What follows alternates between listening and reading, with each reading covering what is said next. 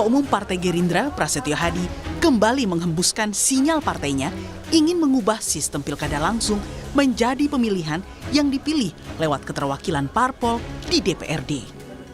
Alasan ongkos politik yang mahal, baik dari sisi calon maupun pemerintah sebagai penyelenggara pilkada, menjadi faktor utama partai milik Prabowo ini minta pilkada tak lagi langsung.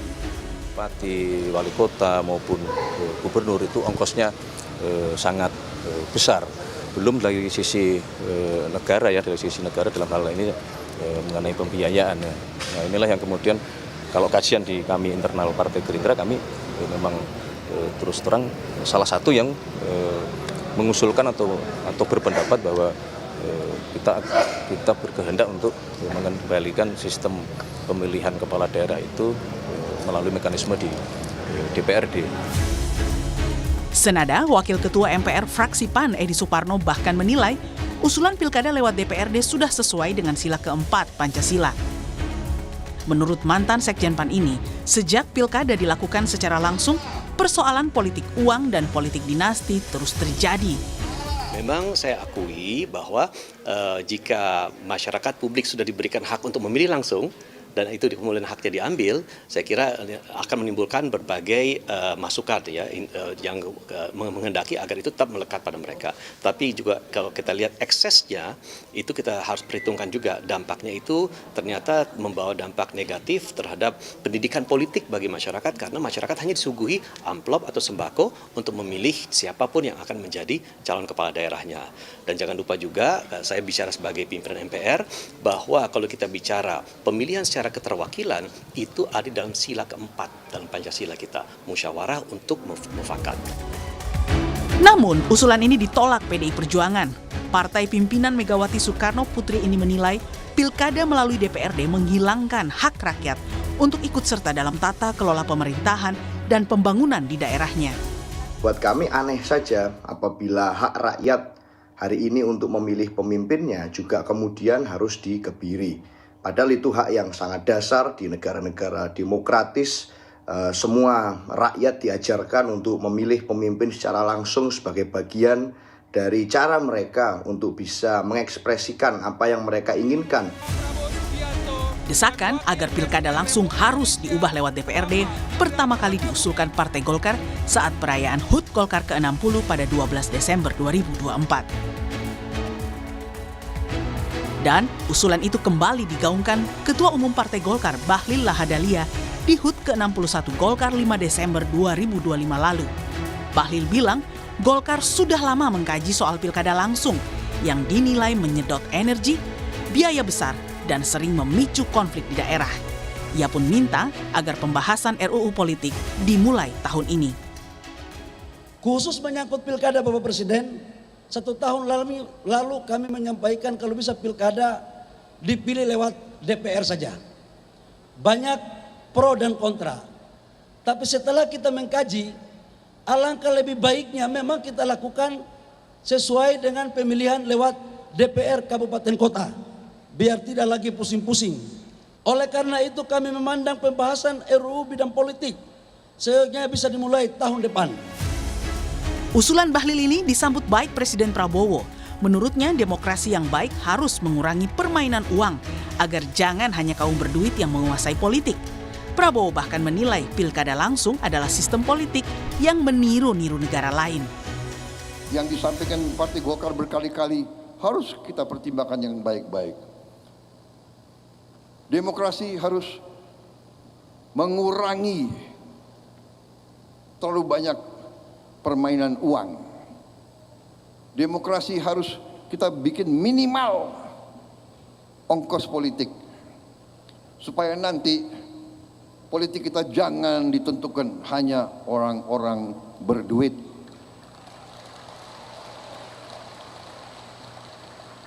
Politik yang mahal ini, politik yang mau niru-niru negara lain, ini saya kira sumber korupsi yang sangat besar. Jadi saya sendiri condong, saya akan mengajak kekuatan politik, ayo marilah kita berani memberi solusi kepada rakyat kita. Demokratis, tapi Jangan buang-buang uang. Pilihan sebagian partai politik untuk mengubah pilkada tak lagi langsung masih menunggu keputusan seluruh fraksi-fraksi di parlemen. Alasan pilkada langsung jadi biang suburnya politik uang dan dinasti harus dikaji kembali. Karena sejarahnya, pilkada diputuskan dilakukan secara langsung agar rakyat bisa memutuskan siapa pemimpinnya, sekaligus menghindari kong-kali-kong parpol di parlemen daerah.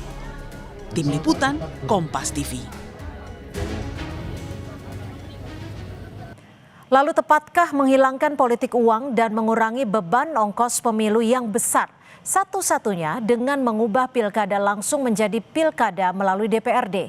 Kita akan bahas bersama Ketua DPP PDI Perjuangan Deddy Sitorus dan analis politik Adi Prayitno. Nanti juga akan bergabung bersama kami Wakil Ketua Umum Partai Golkar Bang Ahmad Doli Kurnia. Selamat petang Bang Deddy, Mas Adi. Selamat petang, Cynthia. Selamat petang, Deddy. selamat tahun baru ya sebelumnya.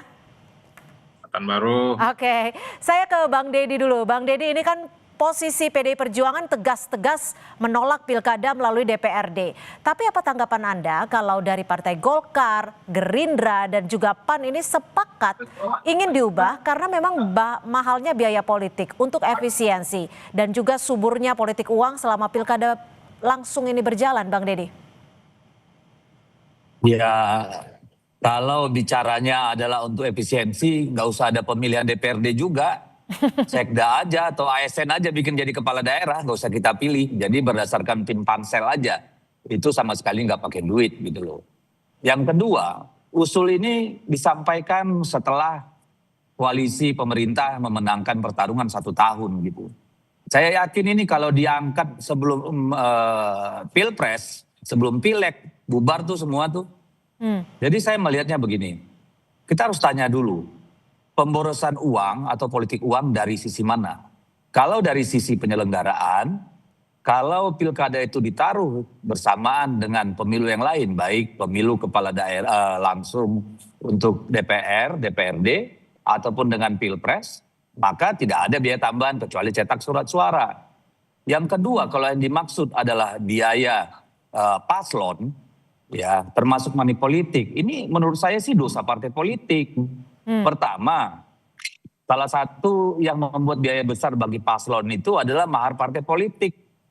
Saya punya pengalaman, 1 kursi itu bisa sampai 1 miliar, saya dengar 2 miliar. Itu partai politik yang bikin gitu loh. Kenapa partai politik lagi? Yang kedua, ambil contoh. Kalau semua partai mencalonkan orang-orang yang memang punya rekam jejak di bawah, maka kebutuhan untuk money politik itu dengan sendirinya akan hilang bahkan mengecil. Tetapi kan memang partai politik sendiri yang memilih orang-orang tanpa melatihkan rekam jejak. Akhirnya siapa yang punya uang itulah kan begitu tuh. Nah yang ketiga, money politik, inefisiensi, pemborosan segala macam, itu juga ada dampak dari penyelenggara dan pengawas pemilu termasuk penegakan hukum. Ini kan sama aja. Ya, lu yang berbuat, lu nyalakan orang lain, blaming the victim gitu loh. Oke, saya akan ke Bang Doli. Bang Doli, ini Golkar bisa dikatakan sebagai partai politik yang pertama kali memiliki ide awal di kali ini. Usulkan pilkada langsung diubah menjadi keterwakilan di DPRD. Tapi yang namanya usulan biasanya kan ada pro kontranya. Kali ini agak berbeda. Usulan Golkar ini langsung disetujui oleh Presiden dan juga parpolnya. Kalau Bang Doli, ini murni maunya Golkar atau gimana nih Bang Doli? Kalau Golkar sebetulnya dalam 1,5 tahun ini kita sudah bentuk tim kajian politik ya. Bukan hanya untuk pilkada tapi juga untuk sistem pemilu, soal undang-undang partai politik dan seterusnya.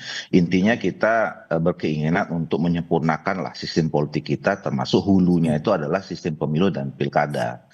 Nah soal pilkada kita juga sebetulnya punya 3 opsi sesungguhnya ya. Ya 3 opsi itu masih pertama adalah tetap penyelenggaraan pilkada seperti yang sekarang sedang berlangsung selama ini langsung oleh rakyat. Yang kedua semua dikembalikan ke DPRD.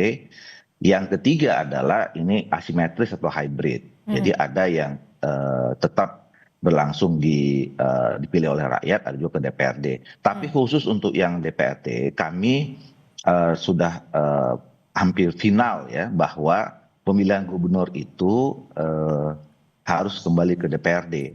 dan harus berbeda lah dengan 3 struktur kekuasaan yang eksekutif ada di negara kita ya, presiden, wakil presiden, bupati, wali kota dan kepala desa gitu.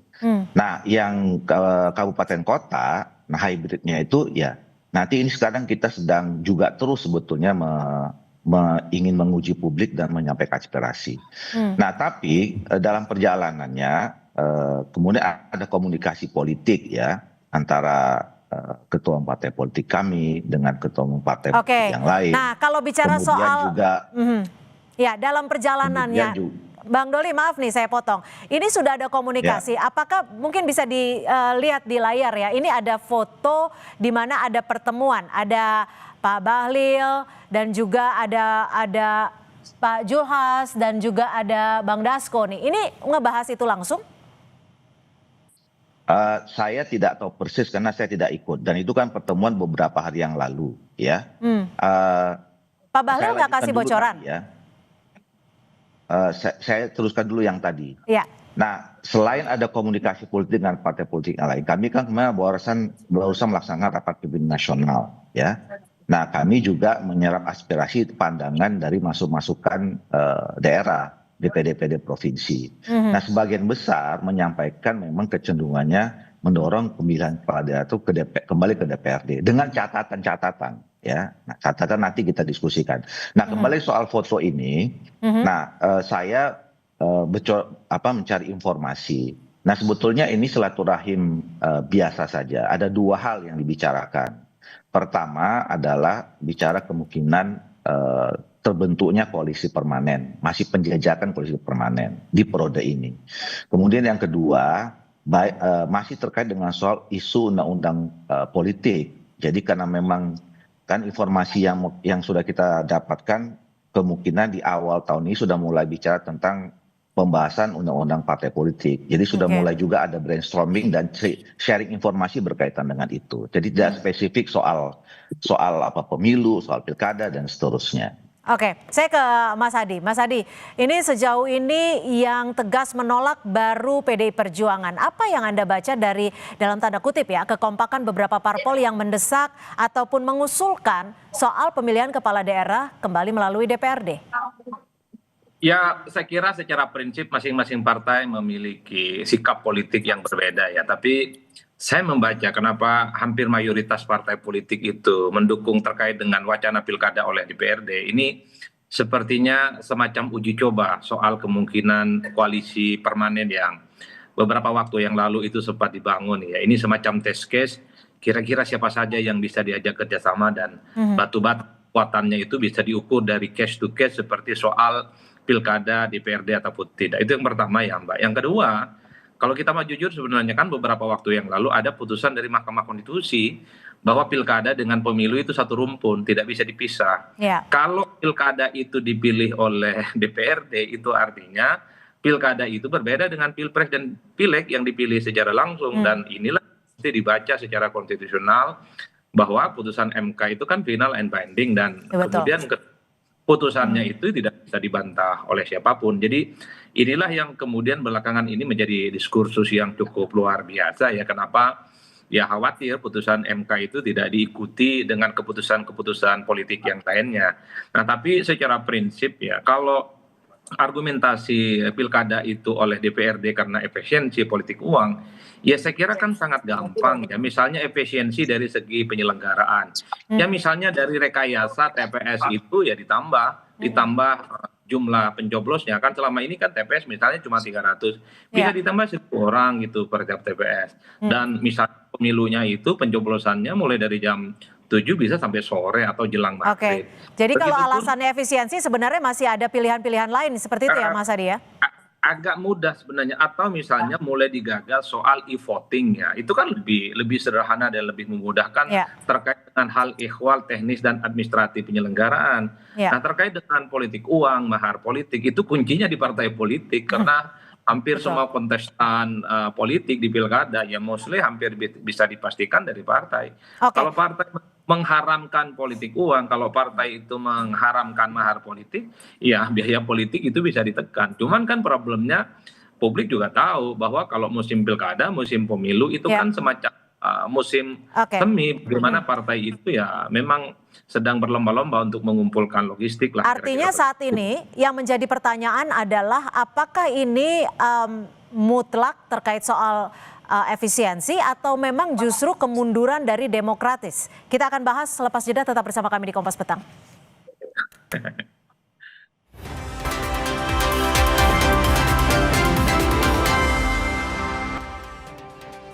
Ya, kita masih membahas soal usulan yang disampaikan agar pemilihan kepala daerah kembali dilakukan melalui DPRD. Bang Doli, oke lah kita tahu pilkada langsung ini memang dinilai mahal. Tapi apakah biaya demokrasi ini layak sebenarnya dipangkas? Apakah Golkar juga sudah tanya langsung ke konstituen di daerah-daerah soal usulan ini? Nah itu, jadi kita sekarang kan sudah punya opsi-opsi, walaupun kemarin hasil rapimnas seperti itu. Nah langkah berikutnya adalah ya kita akan komunikasikan kepada seluruh stakeholder ya, baik partai politik, kemudian ya masyarakat sipil, kampus, kelompok akademis. Nah nanti ini yang kita akan, karena kan endingnya ini semua kan dalam pembahasan undang-undang yang sebetulnya sudah kita tunggu dari beberapa waktu yang lalu. Nah, tapi maaf saya potong lagi Bang Doli, ini kan sebenarnya amanat reformasi loh. Loh, iya makanya ini saya baru menjelaskan itu ya, bahwa kita sebetulnya harus menjaga dua prinsip sebetulnya. Selama ini kan yang dikemukakan adalah efisiensi ya, terus kemudian biaya politik yang tidak boleh tinggi gitu. Nah ini pun juga dibagi dua ya, biaya penyelenggaraan dan kemudian biaya politik lain-lainnya itu. Ini yang kemudian jadi problem menurut saya selama ini. Kalau biaya penyelenggaraan, kalau memang kita semua sepakat ini pemilihan langsung, ya no isu sebetulnya mau berapa biayanya. Nah tapi kalau kemudian kita berpikir perlu ada efisiensi, saya kira juga bagus juga. Nah saya setuju tadi misalnya kalau semua partai politik punya kesadaran bahwa urusan politik ini nggak harus selalu identik dengan soal biaya yang terlalu tinggi. Nah itu juga nanti kita harus bicarakan tentang baik sistemnya maupun juga undang-undang partai politiknya. Nah itu satu sisi. Bandul yang lain adalah soal demokrasi, ya sistem demokrasi yang harus dipertahankan. Gitu. Ini yang harus kita cari titik temunya nih, jangan dipertentangkan antara efisiensi dengan soal biaya, dengan soal demokrasi. Nah ini kan baru apa namanya ya, opsi, baru kemudian kajian dan segala macam. Jadi gini, kalau kami misalnya sekarang sudah punya apa namanya kajian lanjutan. Ketika misalnya disepakati DPRD, bagaimana tetap menjaga keterlibatan publiknya misalnya. Jadi artinya dipertemukan dengan sistem itu yang tadi menyeimbangkan antara efisiensi dengan demokrasi. Oke, kami tangkap. Nah, sisi lain saya kira kita harus juga berpikir kalau kemudian kita memilih pada akhirnya nanti pemilihan langsung, bagaimana supaya biaya politik itu rendah. Oke, kami tangkap Bang Doli. Ini penting. Jadi jangan kita bicara nolak ini nolak itu, tapi kita nggak punya solusinya. Dua-duanya juga problem sebetulnya, baik yang soal biaya tinggi maupun dengan soal demokrasinya gitu. Bang Deddy, saya ke PDI Perjuangan. Kalau Bang Deddy ini melihatnya apa sih sebenarnya yang dilakukan Partai Golkar dan juga sejumlah partai lainnya yang setuju agar pemilihan kepala daerah melalui DPRD? Apakah ini memang murni efisiensi atau ada kepentingan jangka panjang 2029 mungkin? Ya saya lebih cenderung ke arah kepentingan jangka panjang ya, konsolidasi kekuasaan. Apalagi ketuanya Bung Doli ini kan pernah ngomong koalisi permanen, ini kan kelihatan dari satu sisi ada upaya untuk mempertahankan kekuasaan jangka panjang. Tapi mari kita bedah satu-satu lah. Misalnya anggaran yang begitu besar di tingkat penyelenggaraan. Tadi saya sudah sampaikan, kan ini bisa digabung dengan pemilu lain. Apakah dengan pemilu DPRD sebagaimana diputuskan MK atau digabung dengan Pilpres. Jadi penyelenggaraan hari yang sama ya. Lalu kemudian yang membedakan cuma tambahan surat suara kan misalnya begitu ya. Lalu ada cara milih tadi apakah dengan e-voting. Jadi soal itu saya kira tidak terlalu masalah termasuk di pihak pasangan calon. Ambil contoh, jika semua kandidat yang bersaing Ya dibuatkan escrow account lah oleh KPU sebagai penyelenggara. Sekian nih biaya kampanye. Ya. Lalu setiap dia melakukan kegiatan ya itu nyampaikan. Lalu dieksekusi. Oke, Di luar daripada tapi itu tentu dengar dulu. Maka soal biaya ini dibatasi maksimum spending gitu loh. Sehingga tidak ada yang jor-joran main money politik. Nah, money politik kenapa bisa terjadi secara masif? Kan karena penegakan hukumnya nggak jelas, nggak jalan. Nah, ini kan semua harus dilihat. Jadi kalau menilai itu, neracanya harus seimbang. Jangan cuma bilang jeleknya yang A, tapi yang B nggak dihitung jeleknya gimana. Kita sudah ngalamin. Dulu korupsi itu di gedung DPRD, melibatkan partai politik juga. Tapi kalau ini Dampaknya tetap apa? lolos, PDI Perjuangan akan melakukan apa? Apakah akan melakukan lobby-lobby politik mungkin? Nah, kalau ini mau dipaksakan, kami hanya bisa mengembalikan persoalan ini kepada rakyat. Karena kami cuma 16% di DPR. Apakah rakyat Indonesia akan menerima kembali ke masa lalu? Kita dipangku oleh gagasan-gagasan sentralistik kayak begini. Silakan nanti rakyat yang menilai. Ya, saya ke Mas Adi. Mas Adi, kalau yang diusulkan Golkar dan teman-teman ini adalah menurut Anda bentuk koreksi sistem atau sinyal memang untuk adanya sentralisasi pusat? Ya kalau saya secara prinsip pilkada langsung bahwa layak dievaluasi iya soal politik uang, tentang mahar politik, termasuk juga soal biaya penyelenggaraan yang menurut saya juga terlampau mahal, saya kira sangat layak untuk dievaluasi. Tapi kan jawabannya kan tidak harus mengembalikan pilkada oleh DPRD. Apalagi kan kita tahu soal trust publik ke DPRD itu kan cukup rendah. Karena begitu banyak misalnya keputusan-keputusan politik yang dibuat oleh DPRD dan bahkan DPR pusat itu kan seringkali tidak pernah melibatkan rakyat. Pernah tidak DPRD itu dalam memutuskan keputusan apapun bertanya kepada rakyatnya tempat dia mencalonkan diri di basis konstituennya? Kan tidak pernah melakukan. Jadi itu sebenarnya ditentang bagaimana kemudian masa depan kepala-kepala daerah itu dipasrahkan dan ditentukan oleh mereka yang memang kinerjanya selama ini. Bagaimana ya rakyat itu memang harus menjadi tuan untuk menentukan siapa menjadi kepala daerahnya. Jangan ada kesan bahwa elit ini mulai takut dengan rakyatnya karena di tengah pemilih yang semakin kritis dan semakin rasional, ya pemilih-pemilih yang tidak kompeten dipilih dan dia dihukum dalam pilkada itu. Oke, kami tangkap. Jadi kesan itu yang harus dihindarkan sebenarnya. Tapi bagi saya hal-hal yang sifatnya mahal gampang kok, kuncinya di partai. Saya kami tangkap Mas Adi. Saya ke Bang Doli, singkat saja Bang Doli, yang menjadi kepemilikan rakyat terkait demokrasi satu-satunya adalah suara. Lalu jika rakyat hanya menonton umpamanya debat, tapi tidak memilih, di mana letak kedaulatannya? Singkat saja. Pertama menurut saya keinginan kita dan peluang serta momentum untuk mengevaluasi menyempurnakan sistem ini jangan kemudian di stigma, di framing ini untuk kepentingan politik gitu ya. Kita sebetulnya sudah sejak lama dari kalau bicara tentang saya 5 tahun yang lalu bicara tentang soal revisi sistem politik ini. Jadi jangan kemudian diarahkan ini untuk kepentingan elit tertentu 2029 dan segala macam. Ini momentum kita untuk menyempurnakan sistem ini gitu loh. Nah, soal ada opsi kembali ke DPRD yang memang itu juga dijamin dalam konstitusi kita. Jangan kemudian juga disimpulkan ini sesuatu yang tadi itu kembali ke soal kepentingan politik. Dan ini masih bergulir ya, bergulir gitu loh. Jadi artinya masih dibahas dan juga masih diformulasikan seperti itu ya. Dan kita nggak tutup-tutupi, kita sampaikan ke publik, kita tunggu responnya seperti apa nanti bagaimana gitu. Itu yang kita butuhkan sekarang sebetulnya gitu. Baik, terima kasih Bang Doli dan juga terima kasih Bang Dedi dan Mas Adi untuk perspektifnya sore hari ini. Terima kasih, selamat sore.